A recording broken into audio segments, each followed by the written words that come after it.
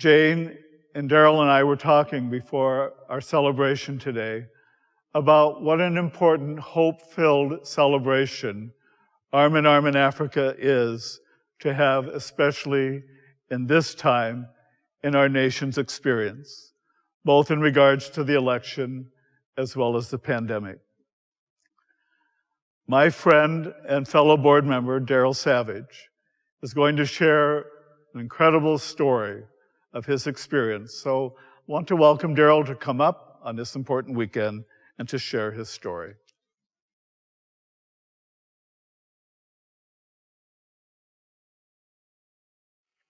Thank you, Jim. I tell you, sharing with Arm in Arm makes me feel more alive. It's an amazing feeling, and I've had the distinct pleasure of being on this board for more than 15 years now. It has been the most inspiring and fulfilling experience that I have had. And I would not use the word charitable, because charitable to me feels one way, and it's not that at all. And that's what makes this experience so special to me. With the organizations we partner with and with the individuals who we call our cousins, when you go, you realize it really does feel like family. In this 20th year, I'm really starting to see the impact that Arm in Arm in Africa is making in South Africa. None of us could have fully envisioned what this organization would have evolved to from that initial dream that Father Jim had some 20 years ago, going to what had become the epicenter of the HIV and AIDS epidemic, and realizing that what he thought would be the primary part, maybe the sole part about healthcare, really became something much more deep because there were so many other interrelated opportunities to become a part of this community. There were such humble beginnings at that time.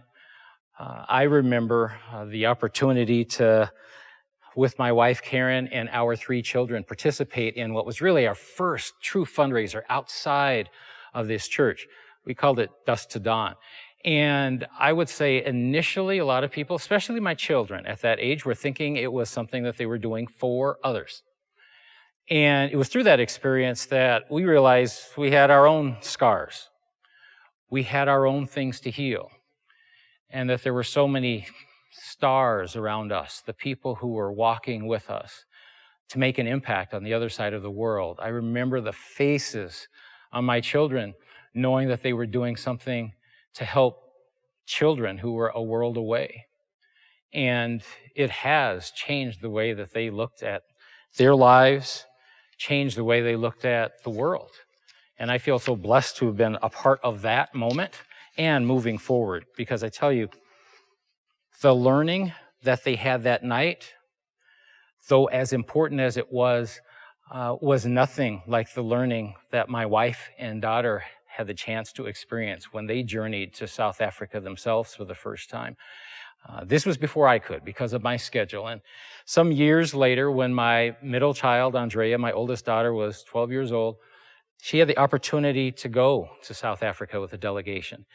And while she had heard the stories of the importance of helping with food, helping in classrooms, helping in healthcare opportunities, what she wanted to do was help by bringing joy to other children who were her age.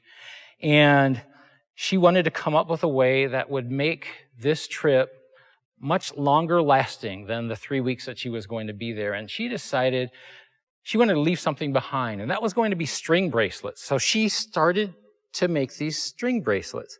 And her friends heard the story, where she was going, what she wanted to do, and they wanted to be a part of it. Before and after Sunday school, at church, working through lunch at school, before and after athletic events, groups of her friends would gather around and they made string bracelets, hundreds and hundreds of them. And I remember the joy in her voice when she talked about how she had shared them with the children who were there. Well, not just the children, the adults wanted them too. They went so quickly. It was a life changer for her. She said as she did it, it was something that felt healing for her. And even though my wife and daughter came back and tried to explain to me what it was like to be there, I don't think I fully experienced the importance of the partnership of healthcare, education, and supporting the food that we were delivering until I went myself. That first time was just last year. And to be able to get off of that plane, to walk into those communities, and to see the impact that Arm in Arm in Africa was making was extraordinary. In fact, Father Jim has talked about how much he has appreciated the support that so many of you gave to us through our virtual fundraiser 4 months ago that was primarily an emergency food relief event. It was critically important. It was truly the difference between life and death for so many people there. The reality is there are those two other legs of that stool that still need so much more support, and that's really what I wanted to talk to you about today and share a couple of stories of organizations that I really feel strongly about the amazing job that they've done and how they are taking the scars from so many of the people in their communities as superstars themselves and really having the people in those communities we support see themselves in a different way. These success stories are a part of our healthcare and education focus through Arm in Arm. One of our newest partners is called SJA Appeal. It's a full-service facility that is a real-life oasis in the middle of the largest townships in the flats just outside of Cape Town. Now, this facility provides 4 very important services. One is stress and grief counseling for children and families who've suffered and witnessed horrible tragedies, a substance abuse program, and in this township, there is significant chemical dependency. Part of that, it's rampant because of the unemployment, violence, ongoing, lingering impact of apartheid. Another focus is HIV testing and counseling, but our strongest connection is a women's shelter that's there, which protects women who are victims of domestic abuse, and it's also a sanctuary for their children. This is where I had the chance, our delegation had the chance, to meet a woman named Helen Barnard. She's the director there. She feels that this is her calling. She has put together a support team of psychologists, counselors, job placement partners who help these women break that cycle of dependency and abuse. And it is so inspiring. Up to 20 people at a time can be there, protected as these women learn cooking skills, other important life skills. As they master steps toward their independence, they earn these certificates. And in fact, I love the pride in the faces of these women when they get to that next level. And you could just see that they feel that they are moving on, moving toward the skills that allow them to apply for and get jobs, which is absolutely critical. Because that's the key to their survival. In this very patriarchal and aggressive male-led society where women just do not have the protections and the support that they should. It was in this environment last year that I had the opportunity to meet a woman named Naomi. Naomi was a beautiful woman who was one of the residents there, but you would notice she had these risen scars on her cheek, on her forehead. That, sadly, is the way that men will claim women in those communities, in that domestic situation. She started crying and talked about how ugly she thought she was when she saw herself and how those scars were a sign of her weakness. And I will never forget the moment when one of our delegation members, her name is Mary Caskey, she went over to Naomi and she said, "We cannot remove those scars, but you decide what those scars mean. Those scars do not mean weakness. Those scars can for you mean the fact that your children are here alive because of what you went through and the fact that you are strong and you survived." Tears streamed down Naomi's face, and she said nobody had ever explained it to her in that way. To me, that was a real life, immediate way to see how those scars turned into stars because of that conversation, because of that relationship, because of a different way of looking at something. Not far down the street from that location is another shelter of sorts. This is another amazing place, one that was chosen by Saint Teresa, Mother Teresa, literally. It's a refuge for a very unique group of people who were abandoned by their families. Now imagine this. These are some of the poorest of the poor, some of the most downtrodden, some of the most neglected, and their own families neglected them and put them out onto the street. Sometimes it was because of their mental disabilities, their emotional challenges. And the Missionary Sisters of Charity rescue them. It's a group of 7 nuns, 2 priests who come in as guests who have taken care of these people. And the joy in the faces when the nuns are with these residents, about 60 of them, and when we arrive, they jump up, and the fact that if they can, they come to us, and you can just see how important touch is to them. It's a wonderful moment to be able to give them hand massages and shoulder massages, the joy on their faces. And you just know that they do not get that touch enough. It is something that I will always take with me. And the fact that you could see how these physical manifestations and emotional scars for them turn into something different when they are envisioned as something and someone who is so, so important. And you can just see the pride in them when we're there. As you move up the eastern coast of South Africa, Malangeni is a small town that has become a second home for us. And know that through apartheid, which is, as in many societies, the first thing that can be done to take away people's independence, rights, to dehumanize them, that's what happened in South Africa.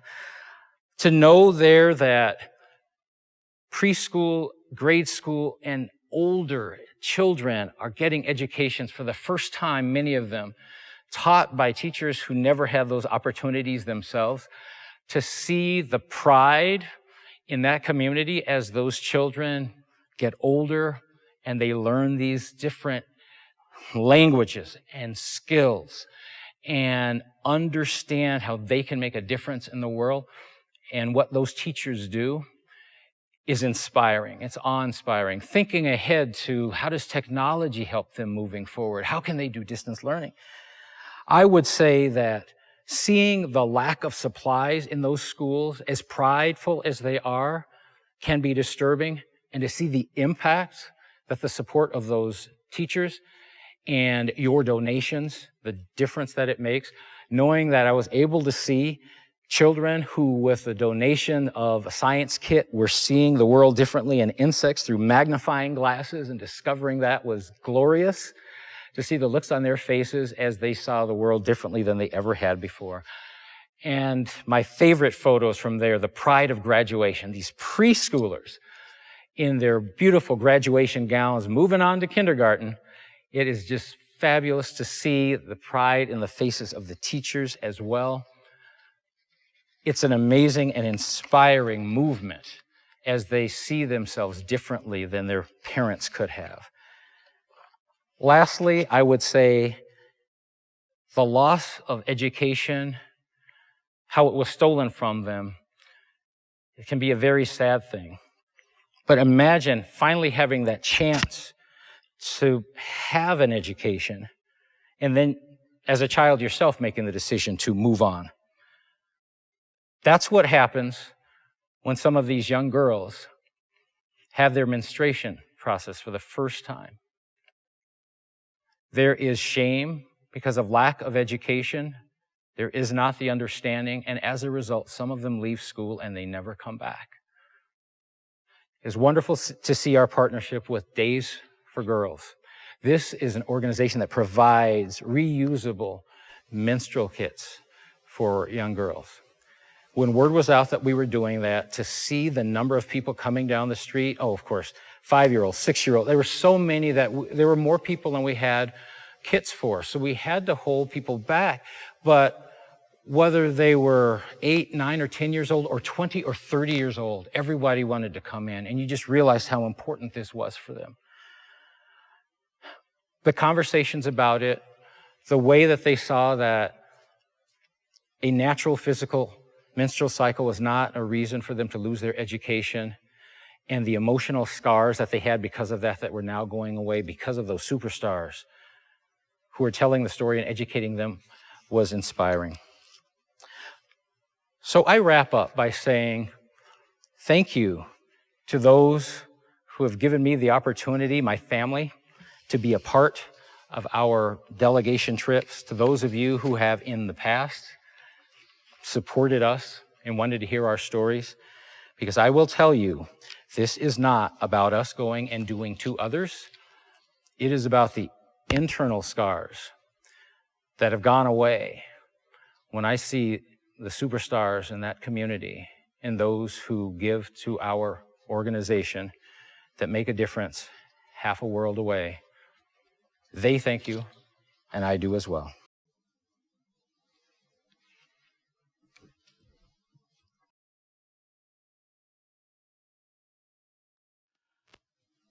Thank you, Daryl. Want to continue our celebration today as we just live in some of the stories, some of the experiences that Daryl has shared with us today. As I'm sure most of you, at least in the St. Joan of Arc community, are well aware that this is always one of my personally most rather nerve-wracking moments, is to stand before you and to ask for your continued financial support. As I mentioned from Coretta Scott King, the greatness of a community is seen in its compassion, the way in which it cares for others. One of the greatest parts of this entire partnership that Daryl talked about is you, the parish of St. Joan of Arc. The way in which you have, over the 20 years that I have stood before you, with many of our delegations over the years, seeking your support. Daryl talked about the experience of the young woman at the shelter in terms of turning her scars into stars. In some ways, that's a paraphrase for what Arm in Arm in Africa has been very much about for all these years. In a two-way partnership, our African families helping us deal with our own scars of how self-absorbed we can be in a first world, and how we can also experience stars, the healing that we see in the relationship. And you, St. Joan of Arc, have been a major, major part of that. Many of you, I'm thinking well over 200 by now, have actually been a part of delegations. That's a large number. Doesn't come close to the large population of St. Joan of Arc. It's to all of you that I'm speaking today and expressing gratitude. And I'm back up again now for another ask. Asking you to consider how you might be able to support us, even in a new way, perhaps, in a perhaps more robust way. As Daryl mentioned, we had an amazing emergency food fundraising event, virtual, this summer. We were able to raise upwards of $140,000. It's amazing. But what I also realized at the same time, because we're one of the sustaining partnerships here at Joan of Arc, we are successful And that $140,000 is actually half of the budget that we need in order to fulfill our objectives for this year. So I come before you today fully aware that I'm asking for the moon, which I guess I've always felt like I was asking, but perhaps I've never been quite as direct. We are in need of your support. The programs that Daryl talked about, and hopefully many of you have already been able to see or received, looked at our website, the various options for how you can support us. The Missionaries of Charity, the Women's Shelter, educational opportunities in Melangeni, the feminine hygiene kits that were received so wonderfully again in the village of Melangeni. There are dollar amounts attached to each of those in terms of what would help us be successful. You can go to our website and see that. People ask me on a pretty regular basis, well, what would help? What could we do to help? And I say that we do most of our purchasing and everything in South Africa to boost the economy there. This is what I mean by asking for the moon. Every weekend that Father De Breiker and I alternate and share this experience of celebrating the Eucharist with you, there are between 1,200 and 1,400 views. That's a lot of people, all looking in and celebrating who we are. I'm not by any means an accountant, but I think about 1,200 to 1,400 people watching. If only 560 of you were to step up and donate $250, we would be able to reach our goal of $140,000. So yes, indeed, I'm aware I am asking for the moon. But out of the 1,200 to 1,400 people viewing this, again, if half of you, or 560 of you, and you got to decide, do you want to be a part of that 560 group that would be willing to donate $250, we're home and we're good. We'll be able to do what our goals are for this year. I'm fully aware that we have people who could be more robust than that. Feel free. I'm fully aware that we have people who would never be able to step up at a $250 level, and I fully understand that. In closing, whatever you can do to help us, I am eternally grateful. Closing comment, the virtual experience for Arm in Arm in Africa made me way nervous. I'm used to seeing your faces. I'm used to having every door, every crevice in this gym with a volunteer ready to hand you 5, 6, or 10 envelopes. And that option wasn't there. And so we're challenged, and I accept that challenge this year due to the pandemic. I want to thank you for your support. On behalf of Daryl, on behalf of Jane, on behalf of all of our families in South Africa, thank you. I'm going to invite you to go to our bulletin to again read the information that's available in terms of how you can donate. The easiest way would simply be go to Arm in Arm in Africa's website, which is easily found. You can also access that through St. Joan of Arc's website. If all else fails and you just don't know how to get a check to me, you can send it to me here at St. Joan of Arc, and I know you know that address. So I want to invite you again to think robustly. You'll be seeing this on Friday after 5 o'clock. I would hope that you have a reason to celebrate however you line up politically. It's been a long, intense journey. And I agree once again with Jane and with Daryl, most important that this celebration happened at this time in our parish, a reminder of hope. Thank you for your ongoing support. Thank you.